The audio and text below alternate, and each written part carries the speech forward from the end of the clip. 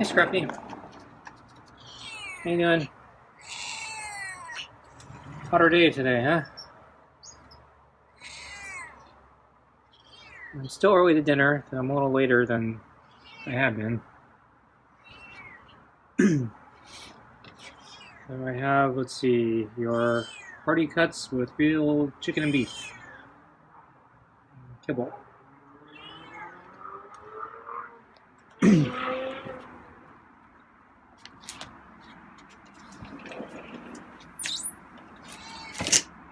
Okay, so I put the food on the table.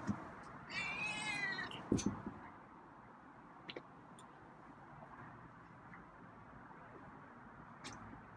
the glove on.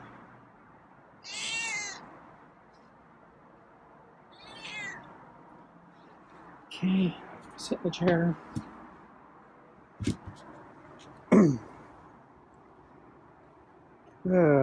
So I'm having a really busy day. I don't feel like I got anything done. I hate those days. So I had a lot of stupid things to do. And it's hotter today, so it's a little uncomfortable doing a lot of these things. So I'm actually not going to go out tonight for a bike ride or a run. I kind of anticipated I was going to probably stay in today because of the heat.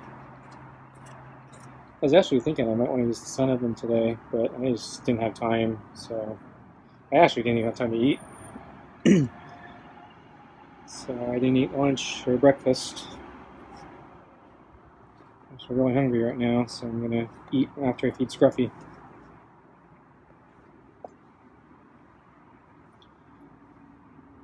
So, let's see. So, issue number 1 is tomorrow. The refrigerator repair guy is coming back. So he's going to do the side job of trying to fix my dead freezer.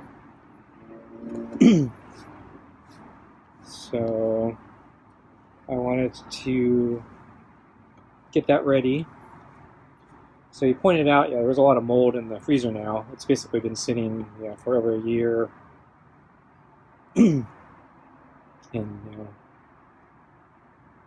various temperatures, not being used, and I was planning to get rid of it, so but I think after the freezer first died and I moved out all the food, when it got into normal temperature, mold started growing in it, and I never bothered to do anything about it. And then I think the guy said keeping the door closed probably made it worse. He's telling me to keep the door open. At this point, it doesn't really matter, but what I wanted to do was clean it out. So basically today I got some gloves and some bleach. Basically, gave it a thorough scrubbing to try to kill all the mold and clean it up. So if I am going to use it, and it is going to be repaired, it's not going to give me problems, and won't give him problems either, since he's probably going to be breathing near it, trying to fix the thing. And I also wanted to clear out. There was a couple of boxes on top of it for storage, and I wanted to move everything out of the way, so if we have to move the thing, the boxes won't fall on anybody or be an annoyance. So that was one thing I was doing today. Another thing I was doing was, so the other day when he came and I was showing him the freezer, I did have to move it a little bit. And it turns out I accidentally damaged some wires that are connected to the security system. And damage is a strong word. I pulled a wire, and it's one of those wires you screw into, or it gets clamped down by a screw, and so the wire got yanked, and basically it wasn't connected anymore. And unfortunately, that wire was, well, they're all important, but this one was the one leading into the, oh, that's a nice meow. It's leading into the power supply. And so what happened was basically the security system didn't have any power. And so there's a battery backup. And so, Scruffy's climbing and meowing. So there's a battery backup. I didn't know it was. I didn't realize it had fallen into the battery backup. And then I think a day later, or maybe it was the same day. Yeah, I think it was a day later. I heard a beeping, very loud beeping, and I had to investigate. And this is actually the day that my camera died. And so it was right after I fed Scruffy. I was hearing a beeping, and checked it out, and then I realized the battery was dying. The backup battery was dying, and then I realized the AC had been cut because the wire was yanked. So I needed to repair that.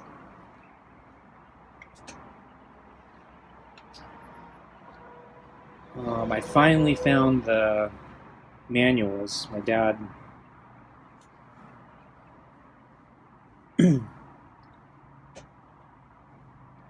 kept everything. It was just a matter of finding out where it was. And then, even though I found it, the manual is very cryptic. I'm having a hard time understanding everything. And of course, the problem with security systems is they're all customized to your house, so that, it's not exactly standard. So I was trying to figure out how my dad put it together and what I need to do. So one, what I need to do to fix it, but second, there's actually another problem I've been interested in fixing. So when he wired it up or put it together, he didn't enable or disabled the entry and exit delay. And so when you set the alarm, it sets instantly. So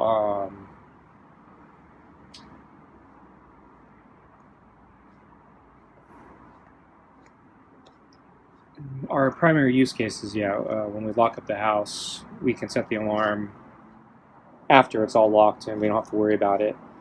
But in recent years, I've actually kind of wanted a second way to get in and out of the house without setting off the alarm. So I'd like a delay, and most alarms have a delay now. Actually, most of them have had it for a long time. And I've been trying to figure out how to activate that. And unfortunately, this alarm system's old enough that it's very cryptic and how to figure it out. And so one of the things I learned from the manual, actually no, I didn't even learn from the manual. I learned it online after I was able to look up the model numbers from the manual. And I learned that this security system has two different display pads. So there's the cheap one and the expensive one. The expensive one can show both characters and numbers, and on multiple lines. So meow.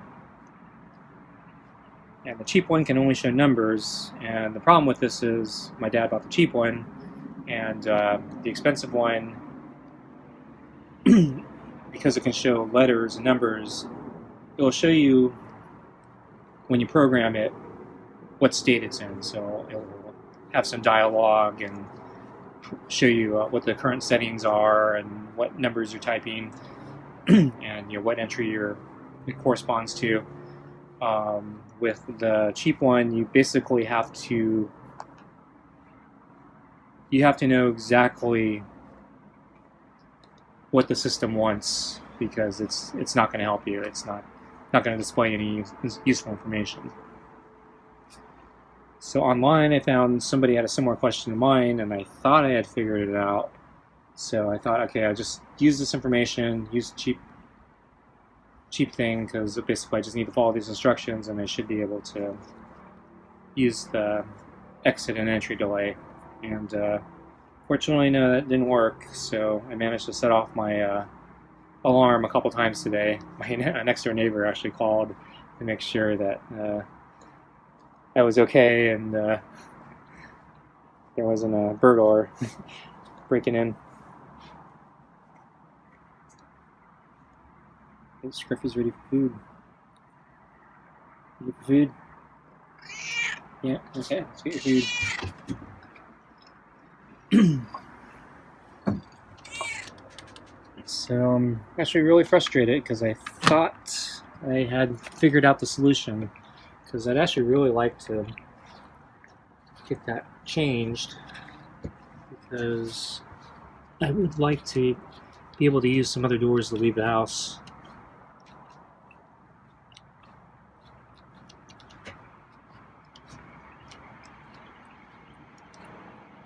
We'll come back in.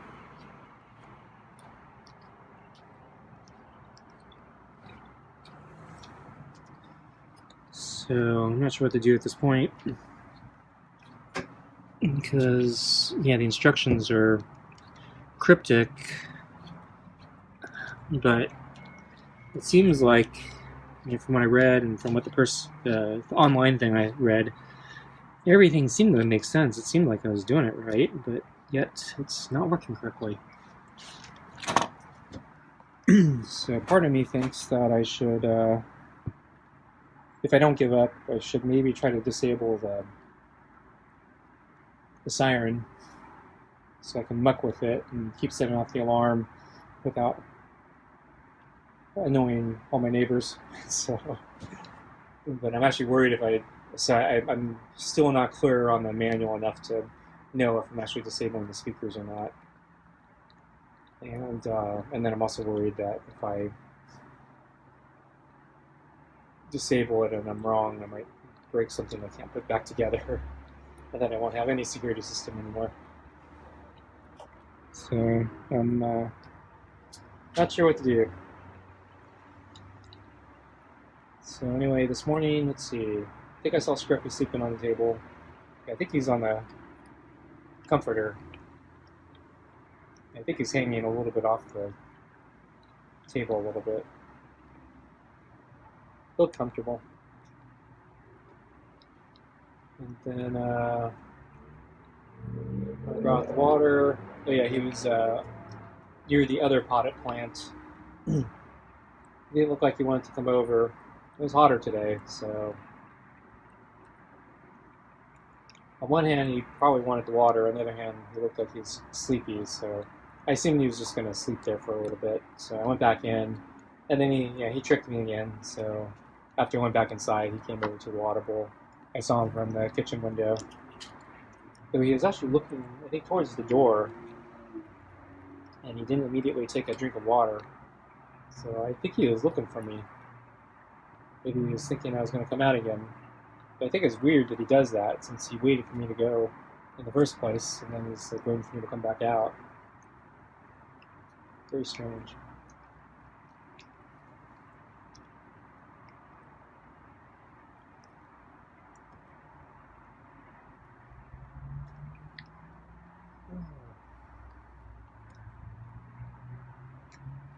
So anyway, let's see.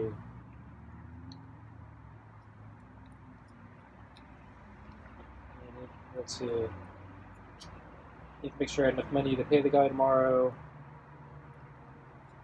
So what else? I have to get a payment. I think I talked about this a while ago. My PayPal account. A long time ago, I screwed up. So I actually had two PayPal accounts, one for my business, one for personal.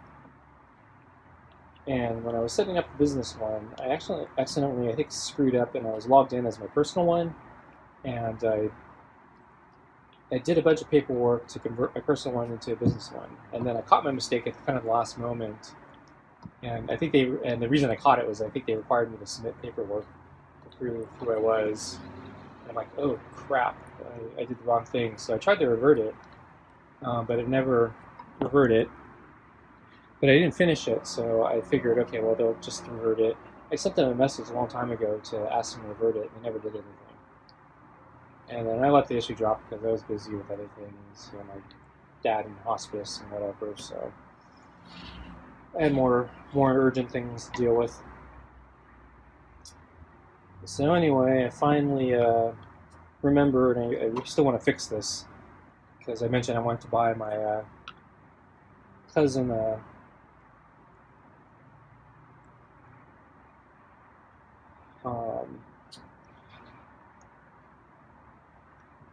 wedding gift, and I think there's a potential I can use a PayPal discount. So I was looking into that, but I don't want the receipt to say it's my business. I want the receipt to reflect it's me, not my business that she doesn't know about. So because she's going to get this weird gift from my company, which she's never heard of. So I contacted PayPal, asking if they can revert this again, and I had to leave a message. Leave the balls. And they finally got back to me, and I was slow at reading the message, but basically they said, we'll look into it, and then they wrote back again saying, sorry, we can't do anything. You'll have to close this account and then open a new one. So, really annoying. And then, I don't think I'm going to close the account, but I was looking at opening a new one, and then the first thing after I pick a new email address is I need a mobile cell so they can text me, I guess. They say it's for authentication, but I think that's BS. Because they won't take a landline, and they won't take voice over IP. And I don't have a cell. I got a voice over IP, and I got a landline. So basically, dead in the water. I can't open a new account, and I can't switch over my personal account to reflect who I am. How annoying. So anyway, that's it for tonight. Thanks for watching. See you next time.